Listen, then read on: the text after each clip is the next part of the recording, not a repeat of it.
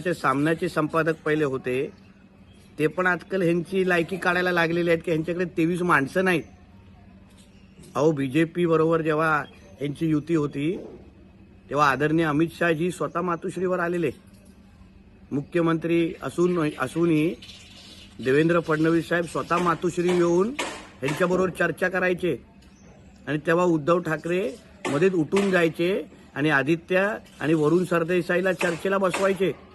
कधी कधी तो श्रीधर पाटणकर पण येऊन चर्चा करायला बसायचे.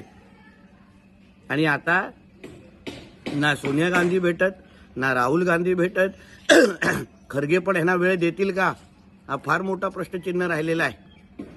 म्हणून कोणीही काँग्रेसचे गलीतले नेते आजकाल ह्यांना टपल्या मारायला लागलेले आहेत. ही ह्यांची लायकी. म्हणून उगाच 23ची वल्गना करण्यापेक्षा तुम्हाला 5 सीट जे मिळणार आहेत ते घ्या आणि निवडणुकीच्या